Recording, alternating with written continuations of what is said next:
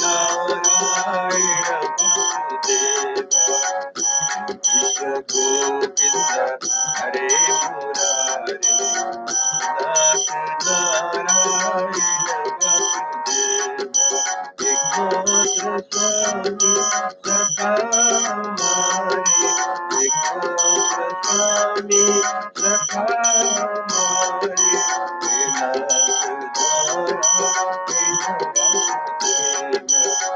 श्री कृष्ण गोविंद हरे मुरारे हे नाथ नारायण वासुदेवा श्री कृष्ण गोविंद हरे मुरारे हे नाथ नारायण वासुदेवा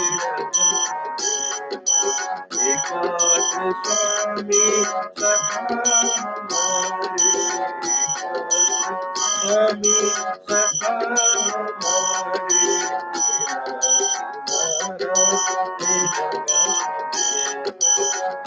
श्री हरि शरणम श्री हरि श्री हरि श्री हरि शरणम प्रभु हरि शरणम श्री हरि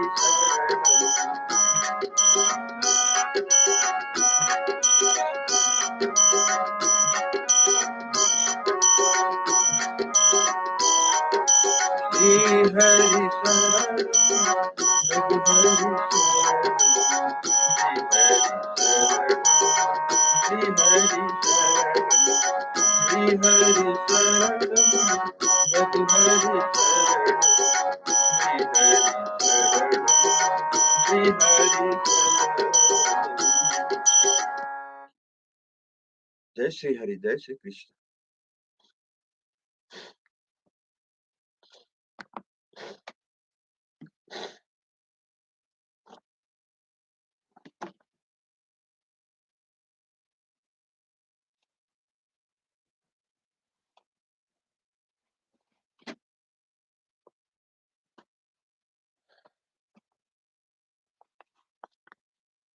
आज श्री हरिवंश पुराण को 2 से 4 दिन में यहाँहरू समक्ष म 9वां अध्याय प्रारंभ करने जा रहा हूँ। आज हम प्रलय के पश्चात एकाण के जल में भगवान नारायण का शयन के विषय में आज हम श्रवण करेंगे। हरिओम तत्सत। वैशंपायन जी कहते हैं, जन्मेजय, योगेश्वर भगवान नारायण निस्सात मूर्ति वाले अग्निदेव का रूप धारण करके अग्नि प्रज्वलित किरणों द्वारा समुद्र का जल सोख लेते हैं। सारे समुद्र, नदियों, कूपों और पर्वतों का संपूर्ण जल अपनी किरणों द्वारा पीकर पृथ्वी के सहस्त्र टुकड़े करके उसे रसातल में ले जाकर वे रसातल का भी सारा उत्तम रस पी लेते हैं। जल में क्लेद, गीलापन की सृष्टि करते हुए वे प्राणियों को निश्चित रूप से और जो कुछ देते हैं वह सब प्रलय काल में वे ही कमल नयन पुरुषोत्तम उनसे ले लेते हैं। वे श्री हरि बलवान वायु होकर संपूर्ण जगत को कंपित करते हुए उस वायु के द्वारा ही देवताओं में प्राण संचार करते हैं। तदंतर देवताओं तथा समस्त देहधारियों की जो सारी इंद्रियां है तथा जो अन्य विषय आदि है उनकी जहां से उत्पत्ति हुई है वे उसी कारण तत्व में लीन हो जाते हैं। गंध, घ्राणेन्द्रिय और शरीर ये तीनों गुण पृथ्वी के आश्रित है। जीवा, रस और क्लेद ये जल के आश्रित रहने वाले गुण है। रूप, नेत्र और पाक ये अग्नि के आश्रित रहने वाले गुण है। स्पर्श, प्राण और चेष्टा ये वायु के आश्रित रहने वाले गुण है। शब्द, श्रवणेन्द्रिय और आकाश ये शब्द के आश्रित रहने वाले गुण है। ये सब के सब परमेष्टि एवं वरणीय भगवान ऋषिकेश के आश्रित होते हैं। फिर भगवान की प्रेरणा से, उनकी किरणों से आवेष्टित हो वे देवगण, इंद्रिय समुदाय आदि वायु से आकर्षित हो एक दूसरे के आश्रित होने से परस्पर संघर्ष करने लगे। उनके संघर्ष से प्रकट हुई अग्नि सौ सौ स्थानों में जल उठी और महाभयंकर संवर्तक अग्नि के रूप में उद्भासित होने लगी। उसने संपूर्ण लोगों का लोगों का जलाकर भस्म कर दिया।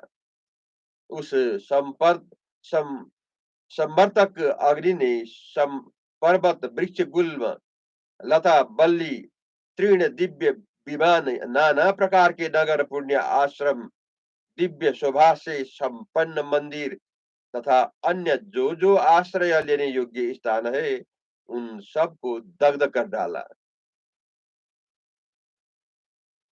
तत्पश्चात लोक गुरु श्री हरि ने भस्मीभूत हुए उन समस्त लोगों को पुनः जल का संयोग कराने वाले उपाय से बुझा दिया।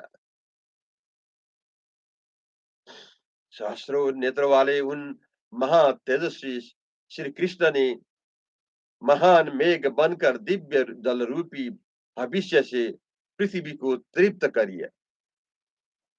किया। दूध के समान स्वादिष्ट, उत्तम, कल्याणकारी एवं पवित्र उस जल से वह जलती हुई पृथ्वी पूर्णतः शांत हो गई। वे पर्वत और वृक्ष आदि जल से आच्छादित हो सब ओर से जल ही जल धारण किए रहे और एकाणव के जल में विलीन होकर सब प्रकार के प्राणियों से शून्य हो गए। पांचों महाभूत भी उन अमित बलशाली भगवान विष्णु में प्रविष्ट हो गए। जब सूर्य, वायु और आकाश का भी सूक्ष्म परमात्म परमात्मम तत्व में लय हो गया, जीव जंतुओं का सर्वथा अभाव हो गया, तब वे एकमात्र अमित बुद्धिमान सनातन पुरुष श्री हरि अपने किसी अनिर्वचनीय पुरातन रूप का आश्रय ले पहले के जल का शोषण और पान करके उस दिव्य एकाणव के जल में निवास करने लगे। ओ योगी श्रीहरि योग का आश्रय ले एकाणव के जल में रहने लगे। वहां रहते हुए उनके सहस्रों अयुत वर्ष व्यतीत हो गए। इन अव्यक्त परमेश्वर को कोई भी व्यक्त रूप से नहीं जान सकता। जन्मेजय ने पूछा, जिसका यहाँ वर्णन किया है, इस एकाणव की विधि अवधि क्या है? अर्थात भगवान उसमें कब तक निवास करते हैं? यह पुरुष कौन है? इसके योग का स्वरूप क्या है? और योगवान योगेश्वर कौन है? वैशंपायन जी ने कहा, ये भगवान इतने समय तक एकाणव विधि का पालन करेंगे, अर्थात इतने ही समय तक ही एकाणव के जल में रहेंगे, यह कोई नहीं जानता। यह पुरुष अनिर्वचनीय है, न तो वह प्रमाता है, न दृष्टा है, न ज्ञाता है और न तटस्थ ही है, इन सब से सर्वथा विलक्षण है। उसे उस परमेश्वर के सिवा दूसरा कोई नहीं जान सकता। इसलिए उसका योग भी अनिवर्चनीय है, जिन्होंने आकाश, पृथ्वी और वायु को प्रकाशित करते हुए समस्त भुवनों में विचरने वाले सुरेश्वर प्रजापति वेदनिष्ठ महामुनि पितामह ब्रह्मा को भी ज्ञान का उपदेश दिया। वे सबको उत्पत्ति के कारणभूत भगवान योगवान योगेश्वर है। उन्होंने ही एकाणव के जल में शयन करना पसंद किया। जय श्री हरि, जय श्री कृष्ण। अब मैं एकाणव में भगवान और मार्कंडेय जी का संवाद के विषय में श्रवण कराउँदै छु। वैशंपायन जी कहते हैं, जन्मे जय आत्मा स्वरूप को प्रकाशित करने वाले, तब से संपन्न, सर्वसमर्थ, रजोगुण रहित, महा तेजस्वी, महाबाहु, अविनाशी भगवान नारायण हरि ने इस प्रकार संपूर्ण जगत के एकार्णमय हो जाने पर संपूर्ण जल को आच्छादित करके उसमें शयन किया। ये वो ही भगवान है जिन्हें विद्वान पुरुष अविनाशी ब्रह्म के रूप में जानते हैं।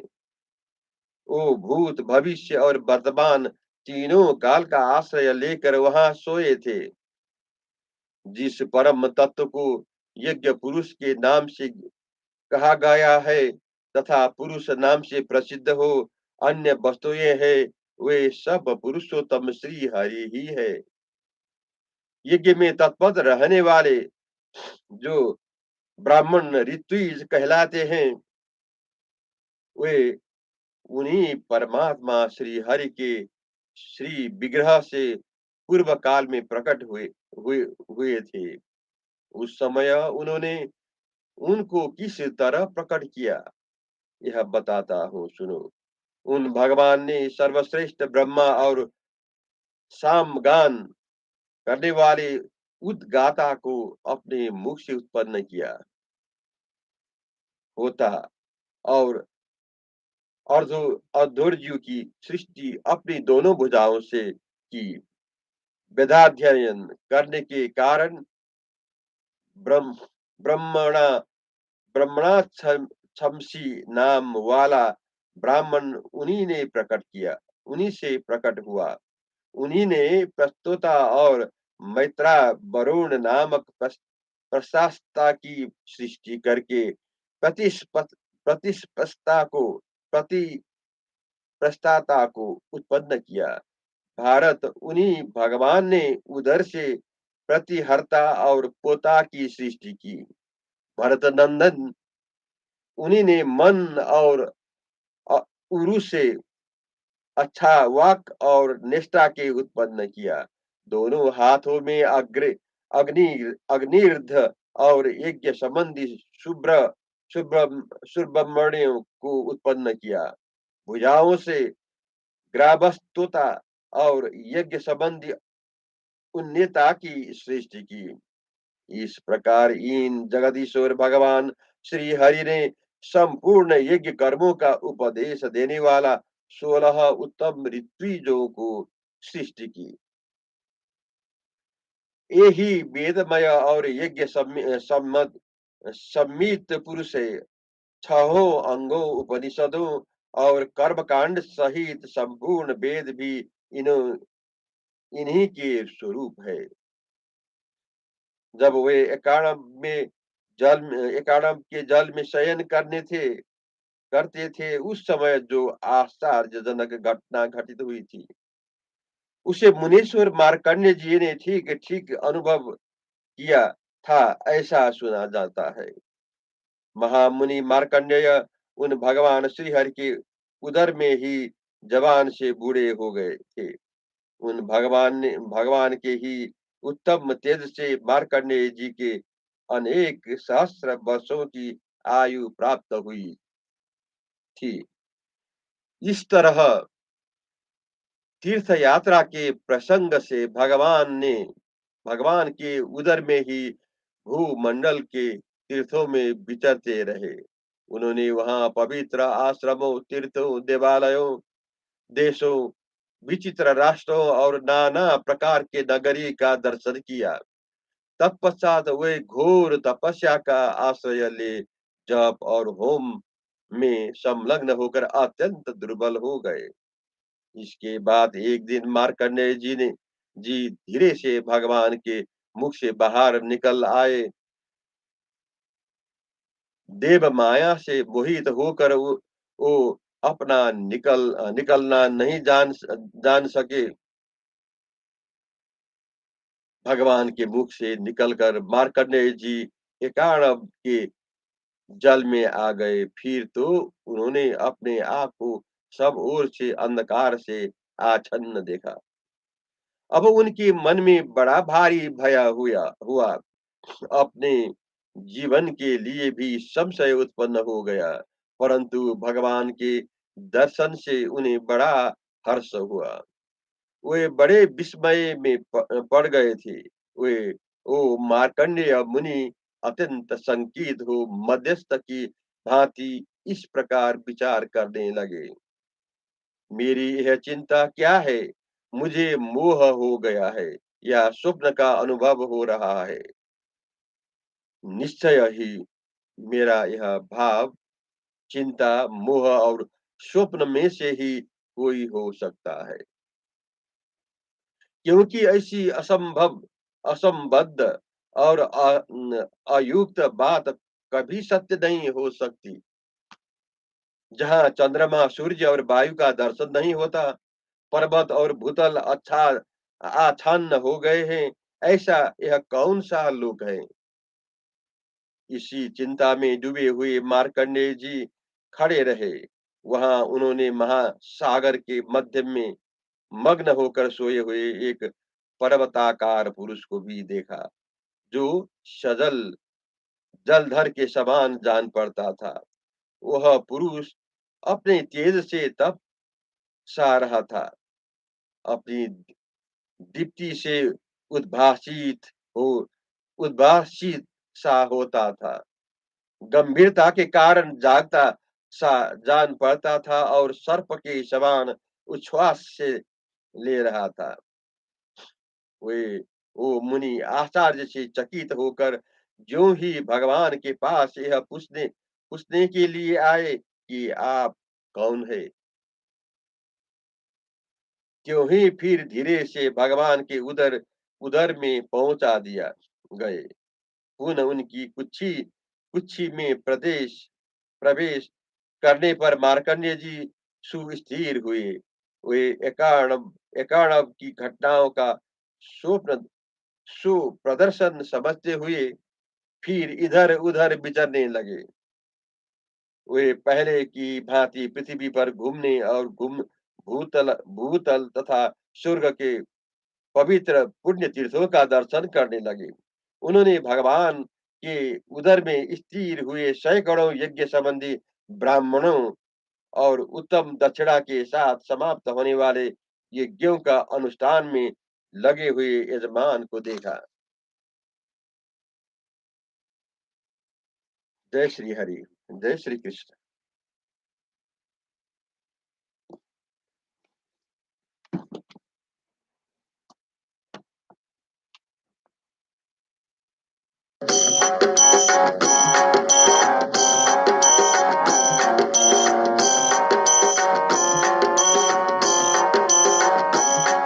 श्री कृष्ण गोविंद हरे मुरारे, हे नाथ नारायण वासुदेव।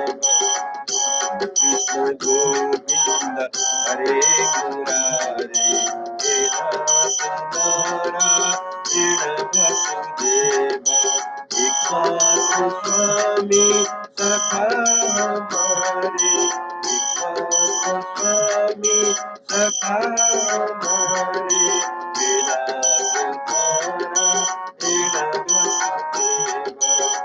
श्री हरि शरणम प्रभु हरि शरणम, श्री हरि शरणम, श्री हरि शरणम, श्री हरि शरणम प्रभु हरि शरणम। श्री हरि शरणम।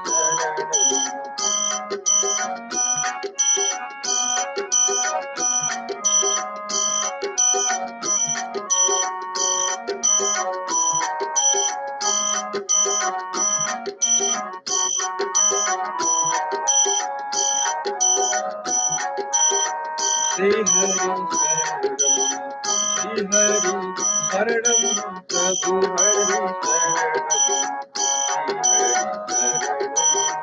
श्री हरि शरणम। जय श्री हरि, जय श्री कृष्ण।